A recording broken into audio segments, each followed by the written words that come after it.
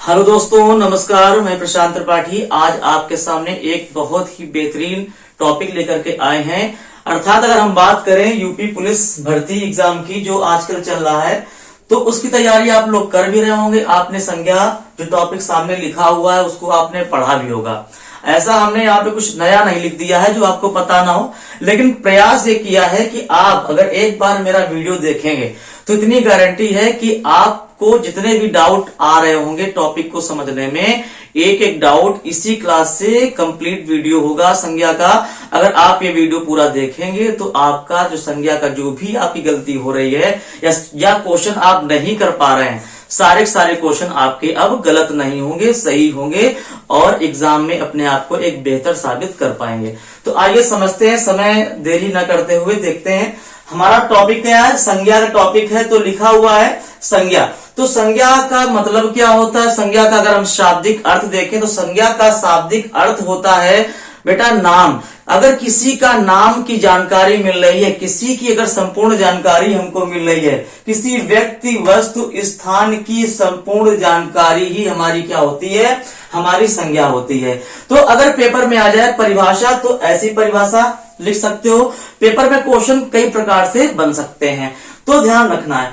तो अगर संज्ञा का पूछे शाब्दिक अर्थ क्या होता है, तो संज्ञा का शाब्दिक अर्थ होता है हमारा नाम। ठीक है, संज्ञा का अर्थ ही होता है हमारा नाम। संज्ञा कौन कौन से शब्दों से मिलकर के बना है? तो संज्ञा दो शब्दों से मिलकर के बना है, पहला सम और दूसरा ज्ञा।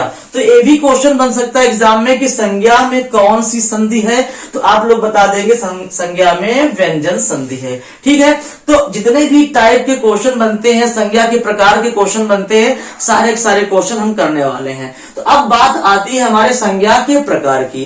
क्यों संज्ञा के प्रकार का क्वेश्चन अगर यूपी पुलिस में आए, अगर यूपी पुलिस की परीक्षा हो, एसआई की परीक्षा हो, तो लगभग ये हम मान के चलते हैं कि संज्ञा के प्रकार से ही क्वेश्चन ओरली बन जाता है। ठीक है, अगर और भी अंदर बनेगा तो हमको पूरा टॉपिक पढ़ना है, दिक्कत नहीं होने वाली है। तो संज्ञा के कितने प्रकार होते हैं, कैसे कैसे प्रकार से क्वेश्चन बनते हैं, जो आजकल हम एग्जाम में कभी कभी गलती कर देते हैं या बोलते हैं इस बुक में गलत लिखा हुआ है। तो अगर आप वीडियो देखेंगे तो आपसे अब कभी भी गलती नहीं होगी। तो लिखा हुआ है कि मूल, अगर पेपर में आ जाए एग्जाम में कि मूल रूप से संज्ञा के कितने प्रकार होते हैं, तो आप बताएंगे दो प्रकार होते हैं। कौन कौन से होते हैं? संज्ञा के मूल प्रकार क्या है? दृश्य और अदृश्य। दृश्य में क्या होता है? जो हमको दिखाई पड़ रहा होता है। जैसे व्यक्तिवाचक संज्ञा की बात करें, जातिवाचक संज्ञा की बात करें, तो ये हमको क्या करती हैं? दिखाई पड़ती हैं। लेकिन भाववाचक संज्ञा किसी के अंदर की गुण दशा की बात होती है भाववाचक संज्ञा के अंतर्गत, तो इसको नहीं देख सकते हैं, इसीलिए इसको रखा गया अदृश्य में। तो इतना आपको जानकारी रखना है कि संज्ञा मूल रूप से कितने प्रकार की होती है? दो प्रकार की। और संज्ञा के मूल रूप से जो प्रकार हैं उनमें क्या क्या आता है? दृश्य और अदृश्य। फिर बात करते हैं, अगर पेपर में क्वेश्चन आ जाए संज्ञा के केवल, ऐसे लिख के आ जाए संज्ञा के प्रकार कितने हैं, तो आप बताएंगे तीन, व्यक्ति, भाव और जाति। क्योंकि हम बात करते हैं तो जातिवाचक के अंदर ही हमारा द्रव्यवाचक और समूहवाचक आता है, ये ध्यान रखना है। ठीक है, अब कोई पूछे व्युत्पत्ति के आधार पर संज्ञा के कितने प्रकार होते हैं, तो आप बताएंगे तीन। व्युत्पत्ति के आधार पर तीन प्रकार के होते हैं। कौन कौन से? रूढ़, यौगिक और योग रूढ़। तो अगर हम बात करें रूढ़ शब्द कौन से होते हैं? जो भी शब्द हमारे मूल शब्द होते हैं तो वही हमारे क्या होते हैं? रूढ़ शब्द होते हैं, जिनका एक सार्थक अर्थ होता है। जैसे लिखा है विद्या, हमारा रूढ़ शब्द है। यौगिक मतलब क्या है? ऐसे शब्द जो रूढ़ शब्द में कुछ जुड़ा हुआ हो। यौगिक का मतलब ही होता है कुछ उसमें जुड़ा हुआ। तो हमने रूढ़ में क्या जोड़ दिया? आलय जोड़ दिया, तो क्या बन गया? हमारा विद्यालय बन गया। तो अब बात आती है योग रूढ़ की। तो योग रूढ़ कौन से शब्द होते हैं? तो ऐसे शब्द जो यहाँ पे हम देखेंगे, यौगिक हमारा हो गया विद्या, धन, आलय, विद्यालय, और ऐसे शब्द जो मूल शब्द से, रूढ़ शब्द से निर्मित होते हैं और उनके अनेक अर्थ हो सकते हैं। अर्थात वहां पर अगर पर्यायवाची की बात आ जाए, क्या बात आ जाए?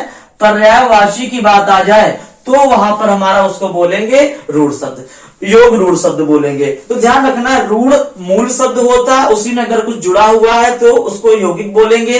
अगर वही जुड़ा हुआ शब्द रूढ़ में जुड़ा हुआ शब्द है और वहां पर किसी के उसके दो तीन अर्थों की बात हमको जानकारी मिलती है, तो उसी शब्द को बोलते हैं हम योग रूढ़। अब बारी आती है गणना के आधार पर संज्ञा के कितने प्रकार हैं।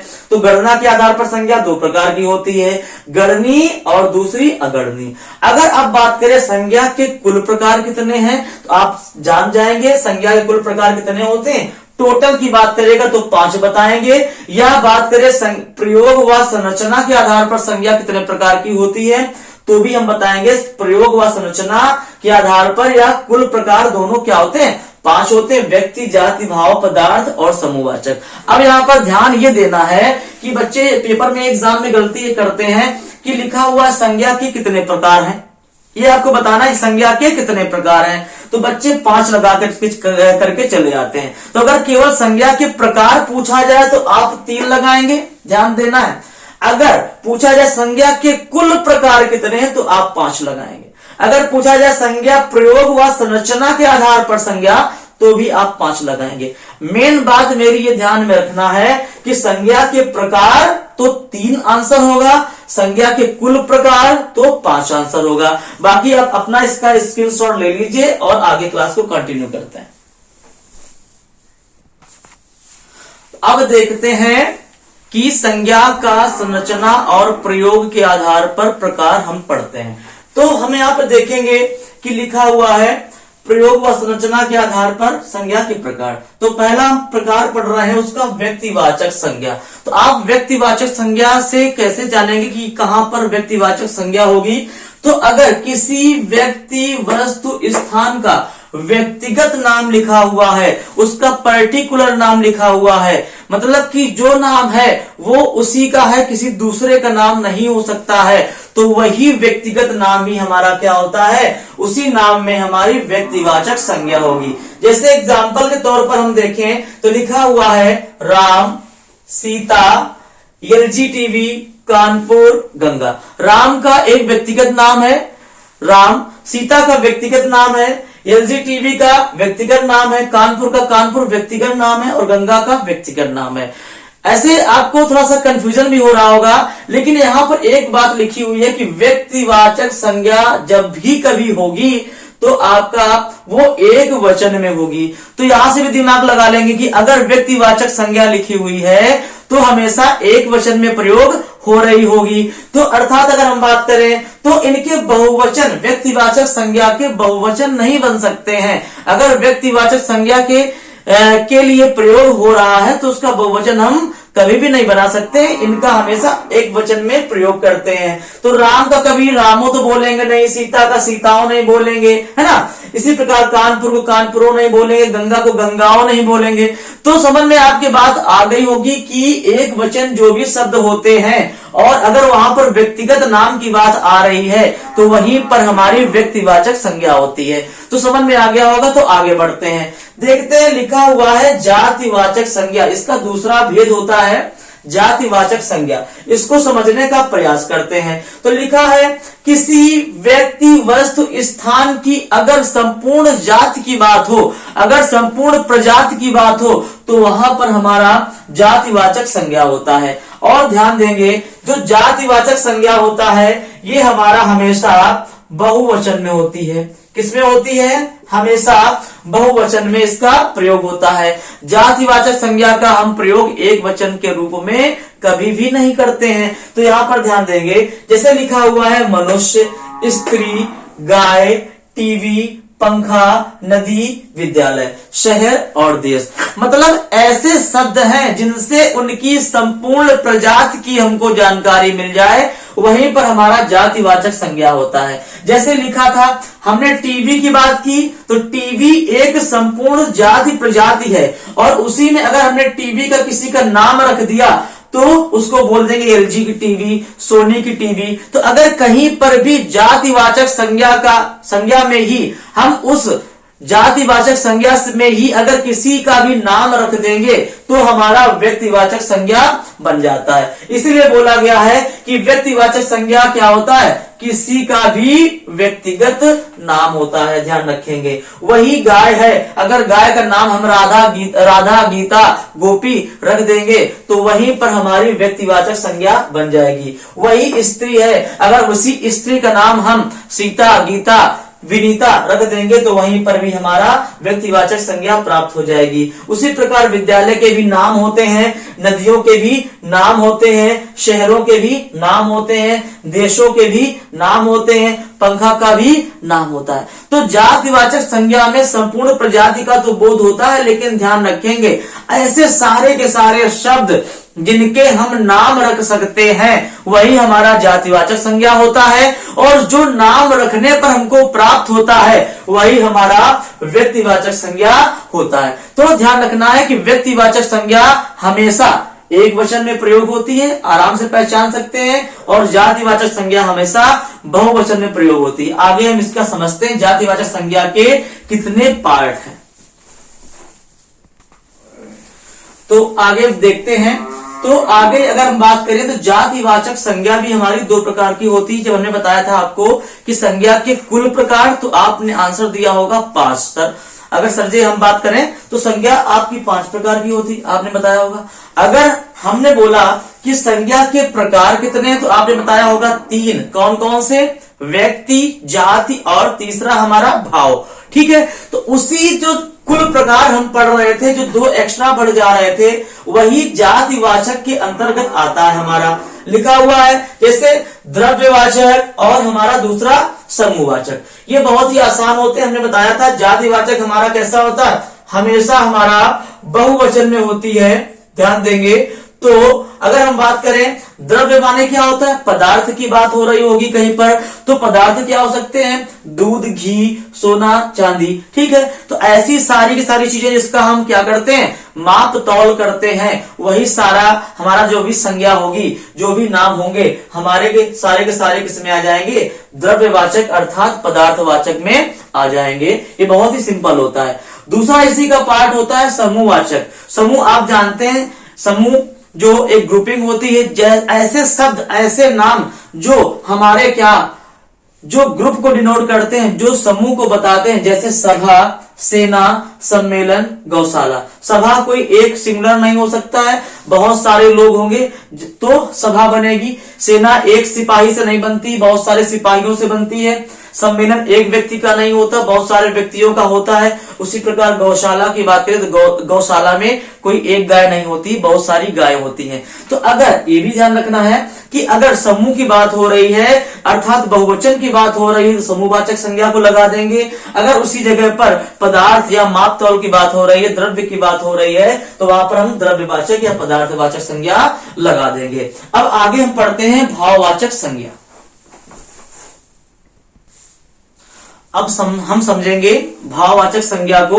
तो यहां पर देखते हैं कि भाववाचक संज्ञा क्या होती है। तो भाववाचक संज्ञा लिखा हुआ है कि अगर किसी भी व्यक्ति के क्या, वस्तु के भाव, गुण या दशा की बात हो रही होती है तो वहां पर हम क्या करते हैं, वहां पर हम भाववाचक संज्ञा को टिक करेंगे। क्या, गुण, दशा की अगर बात हो रही है, भाव की बात हो रही है, तो वहां पर फीलिंग की बात हो रही है, जिसको हम टच नहीं कर सकते हैं, केवल ओनली क्या कर सकते हैं, महसूस कर सकते हैं। तो ऐसी दशा में कौन सी संज्ञा होगी, हमारी भाववाचक संज्ञा होगी। और ध्यान ये भी रखना है कि भाववाचक संज्ञा हमारा क्या होता है, हमेशा एक वचन में होगी। इतनी बात समझ में आ गई। व्यक्तिवाचक संज्ञा एक वचन में, जातिवाचक संज्ञा बहुवचन में, और पुनः भाववाचक संज्ञा भी हमारी कहां होगी, एक वचन में होगी। ध्यान रखेंगे। अब यहाँ पर एग्जाम में पेपर में क्वेश्चन आता है कि भाववाचक संज्ञाओं से भी कुछ निर्माण किए जाते हैं। तो जातिवाचक संज्ञा सर्वनाम से, हमारा क्रिया से कैसे कैसे होता है, तो बाय स्टेप सबको क्या समझने का प्रयास करते हैं। तो लिखा हुआ है कि भाववाचक संज्ञा का निर्माण। तो हम लोग जानते हैं कि जातिवाचक संज्ञा से भी क्या, जातिवाचक संज्ञा से भी हम भाववाचक संज्ञा का निर्माण करते हैं। कैसे करते हैं, लिखा हुआ है अगर किसी भी जातिवाचक संज्ञा में हम प्रत्यय लगा देते हैं तो हमको भाववाचक संज्ञा प्राप्त हो जाती है। ये यहाँ पे शब्द जो लिखा हुआ है, ये प्रत्यय क्या होता है, प्रत्यय ऐसे शब्द होते हैं जो किसी भी शब्द में पीछे लग जाते हैं और उस शब्द का एक सार्थक अर्थ हमको प्राप्त हो जाता है, उसे ही हम क्या बोलते हैं? प्रत्यय। इसी का एक आता है उपसर्ग। उपसर्ग क्या होते हैं? ऐसे शब्द जो किसी मूल शब्द के आगे लग जाते हैं और हमको एक सार्थक अर्थ उसका मिल जाता है, उसी को बोलते हैं उपसर्ग। तो प्रत्यय की बात आपके दिमाग में समझ में आ गई होगी कि ऐसे शब्द जो किसी भी शब्द में पीछे लगते हैं और उसका एक सार्थक अर्थ भी मिल जाता है, तो उसे प्रत्यय बोलते हैं। तो अगर किसी भी जातिवाचक संज्ञा में हम प्रत्यय लगा देंगे, ऐसा शब्द लगा देंगे जिससे हमको एक सार्थक शब्द मिल जाए, जिसका सार्थक अर्थ हो, तो वह हमारा क्या हो जाएगा? भाववाचक संज्ञा मिल जाएगी। तो बच्चा में कौन संज्ञा होगी? आपको पता होगा, बच्चा किसी की जाति होती है, संपूर्ण प्रजाति की जानकारी हो रही है, तो बच्चा में जातिवाचक संज्ञा है, हमने प्रत्यय लगा दिया तो हमको मिल गया बच्चा धनपन, हमको मिल गया बचपन। तो जातिवाचक संज्ञा में अगर प्रत्यय जुड़ेगा तो हमको भाववाचक संज्ञा प्राप्त हो जाएगी। जैसे लिखा है गुरु। गुरु एक क्या है? संपूर्ण प्रजाति का नाम है। तो गुरु किसी का नाम तो होता नहीं है। अगर गुरु का नाम रख देंगे, राम सर रख देंगे, प्रशांत सर रख देंगे, तो वहीं पर व्यक्तिवाचक में बदल जाएगा। तो गुरु में हमारा गुरु एक जाति होती है, प्रजाति की बात आ रही है, उसमें हमने प्रत्यय लगा दिया तो हमें भाववाचक संज्ञा प्राप्त हो गई। क्या? गुरुत्व प्राप्त हो गई या गुरुता प्राप्त हो जाएगा। इसी प्रकार अगर सर्वनाम में भी हम प्रत्यय लगाते हैं तो भी हमको भाववाचक संज्ञा प्राप्त हो जाती है। जैसे सर्वनाम हमारा लिखा हुआ है अपना, अपना में हमने त्वा लगा दिया तो क्या बन जाएगा? अपनत्व बन जाएगा। इसी अपना में हम लगा देंगे पन तो क्या बन जाएगा? अपनापन। इसी फिर हमने देखा एक लिखा हुआ निज, निज में हमने त्वा प्रत्यय लगा दिया तो बन गया निजत्व। तो अर्थात अगर हम बात करें कि जातिवाचक संज्ञा या सर्वनाम में हम कोई प्रत्यय जोड़ दें जिससे एक सार्थक हमको शब्द मिल जाए, जिसका एक सार्थक अर्थ हो। सार्थक मतलब होता है उसका अर्थ सहित शब्द, ठीक है। तो अगर कोई शब्द बनता है तो वही शब्द हमारा भाववाचक संज्ञा बन जाता है। अभी आगे विशेषण से बनेंगे, आगे जैसे बनेंगे उसको देखते हैं। तो देखते हैं, अगर उसी प्रकार से अगर विशेषण में भी प्रत्यय लगाएंगे तो हमारा भाववाचक संज्ञा प्राप्त होती है। लिखा हुआ है विशेषण सुंदर, सुंदर में हमने ता लगा दिया, क्या बन गया? सुंदरता। विशेषण अभी आगे फिर से पढ़ेंगे। विशेषण वे शब्द होते हैं जिनमें क्या, जो संज्ञा की क्या बताते हैं? विशेषता बताते हैं। अर्थात अगर हम बात करेंगे तो विशेषण क्या करते हैं? संज्ञा की विशेषता हमको बताते हैं। तो सुंदर, तो मतलब कि अगर कोई भी विशेषता बताने वाला शब्द आएगा तो संज्ञा के साथ आएगा। तो अगर हमको पता नहीं है कि विशेषण कैसे पहचानना है, अभी आगे टॉपिक होगा, लेकिन यहाँ पर आपको बता दे रहे हैं कि अगर विशेषण को पहचानना है तो कैसे पहचानेंगे कि अगर उसी विशेषण में हम कोई भी शब्द जोड़ दें, संज्ञा शब्द जोड़ दें, जैसे सुंदर लिखा हुआ है, नहीं पहचान पा रहे कि सुंदर में क्या, कौन सा शब्द है, तो सुंदर में हमने क्या जोड़ दिया? सुंदर व्यक्ति। व्यक्ति वस्तु स्थान की बात कर दो, वही व्यक्ति वस्तु स्थान लगा दो इसके पीछे, वही व्यक्ति वस्तु स्थान हमारा संज्ञा होता है। तो अगर व्यक्ति वस्तु स्थान लगा देंगे और वहां से हमें एक कंप्लीट शब्द मिल रहा है तो हम समझ जाएंगे हमारा जो शब्द है विशेषण है। क्योंकि सुंदर व्यक्ति हो सकता है, सुंदर वस्तु हो सकता है, सुंदर स्थान हो सकता है। तो सुंदर हमारा विशेषण होता है, उसमें प्रत्यय लगा देंगे तो भाववाचक संज्ञा सुंदरता बन जाएगी।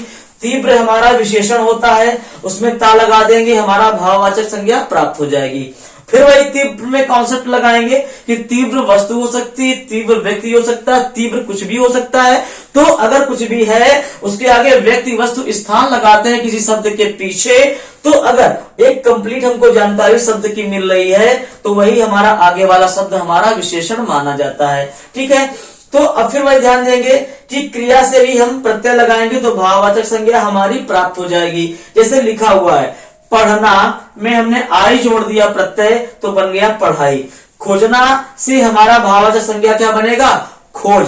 ये इंपॉर्टेंट है, ध्यान देंगे, ठीक है। फिर आगे बढ़ते हैं। उसी प्रकार अव्यय में अगर कोई शब्द अव्यय लिखा हुआ है उसमें हम प्रत्यय लगा देंगे तो भी हमारा भाववाचक संज्ञा प्राप्त हो जाता है। दूर से दूरी बन जाएगा, वाह से वाही बन जाएगा। तो ये सारे के सारे चीजें भाववाचक संज्ञा प्राप्त हो रही हैं। लेकिन बहुत से हमने देखा भी है, यूट्यूब पे टीचर्स पढ़ाए हुए हैं कि हमारा व्यक्तिवाचक संज्ञा से भी हमारा भाववाचक संज्ञा बनता है। तो कहीं कहीं किताबों में दिया भी हुआ है, ऐसी बात नहीं यूट्यूब से पढ़ाए हुए हैं तो वो गलत पढ़ाए हुए हैं, वो भी कहने के किताबों से ही पढ़ करके पढ़ाए हुए हैं। तो ध्यान देंगे कि अगर व्यक्तिवाचक संज्ञा में हम प्रत्यय जोड़ते हैं तो हमारा भाववाचक संज्ञा नहीं बनता है, हमारा विशेषण बनता है। जैसे भारत हमारा क्या है, व्यक्तिवाचक संज्ञा है, इसमें हमने ई प्रत्यय जोड़ दिया तो क्या बन गया, विशेषण। विशेषण की पहचान कैसे करेंगे कि भारतीय में कुछ जोड़ो, भारतीय लोग होते हैं, भारतीय वस्तु होती है ना, समझ में आ गई बात, तो विशेषण बन गया। उसी प्रकार रामपुर में क्या है, व्यक्तिवाचक संज्ञा है, सबको पता रामपुर किसी का शहर का नाम होगा, भारत किसी देश का नाम था, उसमें हमने ई प्रत्यय जोड़ दिया तो क्या बन गया, रामपुरी। तो आप लोग जानते होंगे रामपुरी कोई भाववाचक संज्ञा नहीं है, रामपुरी कुछ किसी का गुण दशा न भाव नहीं है, फीलिंग नहीं है। रामपुरी चाकू हो सकती है, रामपुरी कुछ वस्तु हो सकती है, आप जानते होंगे फेमस रामपुरी चाकू की बात करते भी होंगे। तो कुछ भी हो सकता है, मतलब जो शब्द बनेगा जो व्यक्तिवाचक संज्ञा में प्रत्यय लगाने से बनता है, तो अधिकतर हमारे शब्द कौन से बनते हैं, भाववाचक नहीं बनते, क्या बनते हैं, विशेषण बनते हैं। लेकिन पेपर में ये भी दिया हुआ है, एग्जाम में क्वेश्चन भी आया हुआ है, ईश्वर वाला क्वेश्चन आया हुआ है, शिव वाला क्वेश्चन आया हुआ है, तो इनको दोनों को याद कर लेना। यहां में अगर प्रत्यय लगाते हैं तो एग्जाम में माना गया है क्या, भाववाचक। इसीलिए कुछ किताबों में इसका ऐसा एक्सप्लेनेशन दिया हुआ। लेकिन ध्यान देंगे शिव, ईश्वर,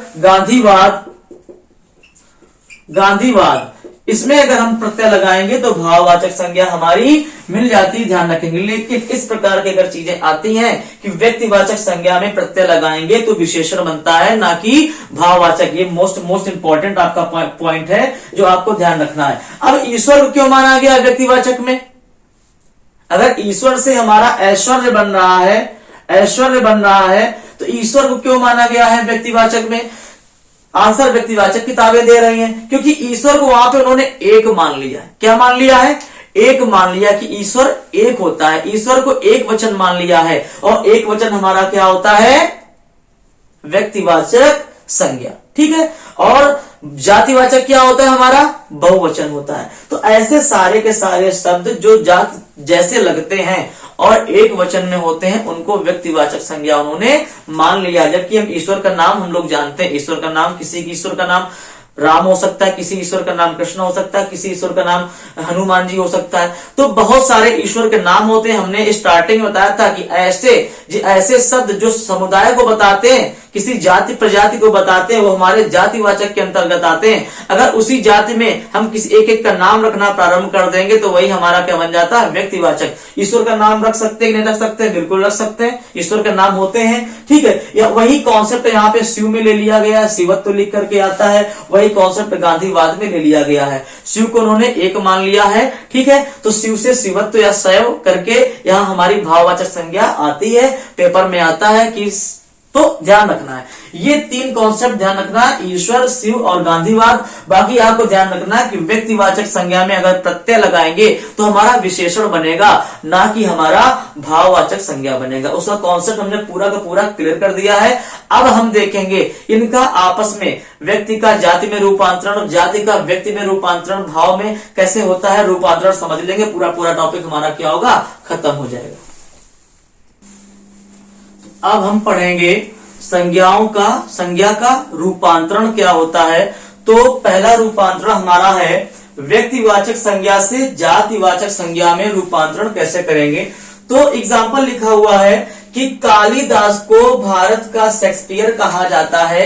यहाँ पे आपने बहुत सारे एग्जाम्पल देखे होंगे और सबसे यही दो जो चीजें हैं, व्यक्ति से जाति और जाति से व्यक्ति, एग्जाम में बहुत आती हैं, बहुत बार प्रश्न आते हैं और अधिकतर बच्चे गलती करते हैं। तो हम आपको पूर्ण भरोसा दिलाते हैं कि अगर आप ये वीडियो देखेंगे तो आपसे जो गलती हो रही थी अब गलती दोबारा नहीं होने वाली है। तो देखिए, समझते हैं व्यक्तिवाचक से जातिवाचक में कैसे करेंगे। कालिदास को भारत का शेक्सपियर कहा जाता है, अर्थात अगर किसी भी व्यक्तिवाचक संज्ञा का कोई भी शब्द अपने साथ किसी अन्य नाम का बोध कराता है, अपने साथ किसी भी अन्य नाम का बोध कराता है। जैसे आप देखेंगे किसी भी व्यक्तिवाचक संज्ञा का शब्द, जैसे कालिदास क्या है, व्यक्ति कालिदास में कौन, कालिदास किसी का नाम है ना, तो कालिदास किसी का नाम है, तो कालिदास में क्या हुई, व्यक्तिवाचक संज्ञा हुई। तो हमें क्या ध्यान रखना है कि व्यक्तिवाचक संज्ञा का कोई भी शब्द, जैसे शेक्सपियर लिखा हुआ है, शेक्सपियर क्या है, कालिदास को भारत का शेक्सपियर कहते हैं, तो मतलब कालिदास की तुलना किससे हो रही है, शेक्सपियर से हो रही है।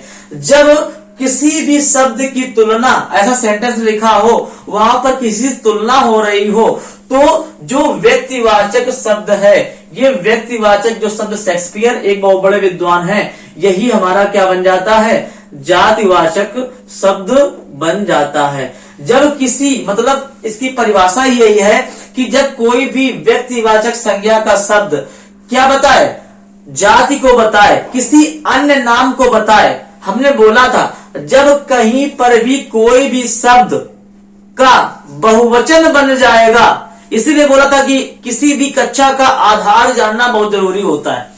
तो हमने स्टार्टिंग में ही बताया था, हमेशा व्यक्तिवाचक संज्ञा आपकी एक वचन में होती है, और जो जातिवाचक संज्ञा होती है हमारी, आपकी क्या होती है, वो बहुवचन में होती है।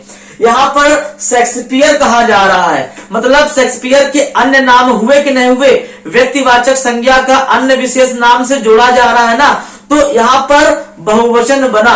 जब कभी भी बहुवचन बन गया तो, या शेक्सपियर का मतलब ये भी तो होता है, विद्वानों की जातियों का वर्णन हो रहा है, तो बहुवचन बन जाएगा किसी व्यक्तिवाचक संज्ञा का, या किसी अन्य नाम की जानकारी मिल रही है। शेक्सपियर तो विद्वान थे ही, उनसे जानकारी कालिदास की मिल रही है, मतलब दोनों दो की जानकारी मिल रही है। दो मतलब होता है बहुवचन, अर्थात यहाँ पर शेक्सपियर का क्या बन गया, बहुवचन बन गया। जब बहुवचन बन गया तो हमारा क्या बन गया, शेक्सपियर कन्वर्ट हो गया, बदल गया जातिवाचक संज्ञा में। इतनी बात ध्यान रखनी है। अब दूसरा एग्जाम्पल देखना है। आज के युग में भी हरिश्चंद्रों की कमी नहीं है। हमने आपको बताया था कि हरिश्चंद्र तो हमारा क्या होता है, हरिश्चंद्र व्यक्तिवाचक संज्ञा होता है। हमने क्या बना दिया, हरिश्चंद्रों, क्या बना दिया, हरिश्चंद्रों, हरिश्चंद्र का बहुवचन बना दिया। जब बहुवचन बन गया तो हरिश्चंद्र की, ये बहुवचन बनते ही हरिश्चंद्र क्या थे, हमारे एक सत्यवादी पुरुष थे, महान पुरुष थे। तो अब यहाँ पर बन गया, ये हमारे सत्यवादी जो लोग हैं उनकी जातियों की जानकारी मिल रही है। तो अर्थात जहां पर जातियों की जानकारी मिल जाएगी तो यहीं पर हमारी क्या बन जाएगी, जातिवाचक संज्ञा बन जाएगी। तो ऐसे भी एग्जाम्पल आपके एग्जाम में आएंगे कि अगर व्यक्तिवाचक संज्ञा का बहुवचन बना रहा है और पूछ रहा है कि यहाँ पर कौन सी संज्ञा है, तो आप बता देंगे, अंडरलाइन करके आएगा ऐसे कि हरिश्चंद्रों में कौन संज्ञा, तो आप बता देंगे हरिश्चंद्रों में जातिवाचक संज्ञा है। अगर किसी व्यक्ति की तुलना हो रही है, अगर उसी व्यक्ति, यहाँ पे शेक्सपियर में अंडरलाइन कर देता और पूछता शेक्सपियर में कौन सी संज्ञा है, तो शेक्सपियर से किसी अन्य नाम की जानकारी मिल रही है, शेक्सपियर से कालिदास की जानकारी मिल रही है, तो मतलब इसके दो पक्ष हो जाते हैं। जैसे इसके दो पक्ष हो गए, ये बहुवचन बन गया, और बहुवचन वाली संज्ञा हमारी जातिवाचक होती है और एक वचन वाली संज्ञा हमारी व्यक्तिवाचक होती है। यहां तक आपको समझ में पूर्णतया आ गया होगा, हम स्टार्टिंग से ही बताते हुए चल रहे हैं। ठीक है, अब आगे बढ़ते हैं। कोई डाउट हो तो कमेंट सेक्शन में जरूर बताएं। आगे बढ़ते हैं, अब पुनः देखते हैं, इसका रिवर्स देखते हैं कि जातिवाचक संज्ञा से व्यक्तिवाचक संज्ञा का निर्माण कैसे होता है। तो यहां पर देखेंगे, जैसे लिखा है, पंडित जी देश के प्रथम प्रधानमंत्री थे, ऐसे एग्जाम्पल लिख करके आएंगे और आपसे पूछा जाएगा कि इस उदाहरण में कौन सी संज्ञा है, या पंडित जी में अंडरलाइन कर दिया जाएगा इसमें कौन सी संज्ञा है। तो आप समझेंगे पंडित तो जाति होती है, गांधी तो जाति होती है, लेकिन अगर किसी भी जाति से किसी विशेष व्यक्ति की हमको जानकारी मिलती है, किसी भी जाति से अगर किसी विशेष व्यक्ति की जानकारी मिलती है, कैसे व्यक्ति, विशेष व्यक्ति की जानकारी मिलती है, तो अगर विशेष व्यक्ति की जानकारी मिलेगी तो वो व्यक्ति कैसा होगा, एक व्यक्ति होगा, और एक व्यक्ति के लिए हम क्या प्रयोग करते हैं, व्यक्तिवाचक संज्ञा का प्रयोग करते हैं। तो अगर किन्हीं जो भी जातियां लिखी हो उनसे हमें किसी विशेष व्यक्ति की जानकारी मिल रही है, तो वहां पर हमारा व्यक्तिवाचक संज्ञा हो जाएगा। तो पंडित जी से जानकारी किसकी मिल रही है, कौन से प्रधानमंत्री थे, सबको पता है, जवाहरलाल नेहरू थे। गांधी जी ने देश को सत्य अहिंसा का पाठ पढ़ाया, तो गांधी जी किसने पढ़ाया? तो मोहनदास करमचंद गांधी जी ने पढ़ाया, राहुल गांधी ने थोड़ी पढ़ाया है। बहुत सारे गांधी हैं हमारे समाज में, बहुत सारे गांधी, बहुत सारे पंडित जी हैं, लेकिन अगर उदाहरण में वहां पर किसी विशेष व्यक्ति की जानकारी मिल रही है तो हम क्या करेंगे? वहां पर हम उसको व्यक्तिवाचक संज्ञा मानेंगे, ना कि जातिवाचक संज्ञा मानेंगे। जैसे हम मोदी की बात करें कि मोदी जी देश के प्रधानमंत्री हैं, तो मोदी जी देश के प्रधानमंत्री हैं तो मोदी जी मतलब जानकारी मिल गई विशेष व्यक्ति की कि मोदी जी मतलब नरेंद्र मोदी जी की बात हो रही है, यहाँ पे नीरव मोदी जी की बात नहीं हो रही है। बहुत सारे मोदी हैं देश में। तो अगर किसी भी जाति से विशेष व्यक्ति की जानकारी मिल रही है तो वहां पर उस शब्द में हमारा व्यक्तिवाचक संज्ञा होता है। ऐसे ही आगे रूपांतरण देखते हैं। तो आइए समझते हैं भाववाचक से जातिवाचक में रूपांतरण कैसे होगा। जैसे हम लोग जानते हैं कि चोरी में कौन संज्ञा होगी? तो चोरी में हमारी संज्ञा होती है भाववाचक संज्ञा होती। कौन संज्ञा होती है? भाववाचक। हमने आपको बताया था तो चोरी हमारा क्या है? एक वचन में यूज हुआ है। किसमें? एक वचन में यूज हुआ है। अगर यही चोरी का बहुवचन बना देंगे, क्या बना देंगे? चोरियां कर देंगे, तो यही चोरियां वर्ण हमारा क्या बन जाएगा? जातिवाचक संज्ञा में बन जाएगा। एग्जाम्पल लिखा हुआ है, उस इलाके में कई चोरियां हुई। तो अगर भाववाचक संज्ञा का हम बहुवचन बना देते हैं तो वह हमारी जातिवाचक संज्ञा में बदल जाती है। तो चोरी का चोरियां कर देंगे तो हमारा अंडरलाइन शब्द में क्या हो जाएगा? जातिवाचक संज्ञा हो जाएगा। उसी प्रकार हमने आपको स्टार्टिंग में प्रारंभ में बताया था कि जातिवाचक संज्ञा के ही दो भेद होते हैं। कौन कौन से भेद होते हैं? एक हमारा होता है समूहवाचक और दूसरा हमारा होता है पदार्थवाचक। तो इन्हीं के भेद हैं। लेकिन आइए समझते हैं कि समूहवाचक संज्ञा से कैसे जातिवाचक संज्ञा प्राप्त करते हैं और पदार्थवाचक संज्ञा से भी कैसे जातिवाचक संज्ञा प्राप्त करते हैं। यहां तक समझने का प्रयास करेंगे। तो एग्जाम लिखा हुआ है एग्जाम्पल में, सेनाओं में मुठभेड़ हुई। तो सेना में हमने आपको बताया था कि सेना में कौन सी संज्ञा होती है? सेना में होती है समूहवाचक संज्ञा। सेना एक व्यक्ति का नहीं, बहुत सारे सिपाहियों का समूह होता है, समूहवाचक संज्ञा उसके अंतर्गत आती है। तो अगर सेना का बहुवचन बना देंगे तो क्या बनेगा? सेनाओं बन जाएगा। तो बहुवचन बना देंगे तो भी हमारा जातिवाचक बन जाएगा। उसी प्रकार अगर किसी पदार्थ का पदार्थवाचक से जातिवाचक कैसे प्राप्त करेंगे? अगर किसी भी हम पदार्थ का क्या बना देंगे? बहुवचन बना देंगे। अगर उसको बहुवचन में यूज करेंगे तो भी हमारा क्या बन जाएगा? जातिवाचक संज्ञा के अंतर्गत ये सारे के सारे पार्ट आ जाएंगे। इसीलिए सबसे पहले हमने आपको बताया था, जब स्टार्टिंग में संज्ञा के भेद कराए थे तो वहां पर हमने आपको बताया था कि संज्ञा क्या होता है। संज्ञा अगर बात करें तो मूलतः संज्ञा, अगर संज्ञा के केवल प्रकार पूछा जाएगा तो संज्ञा के प्रकार 3 ही होते हैं, भाव, जाति और व्यक्तिवाचक।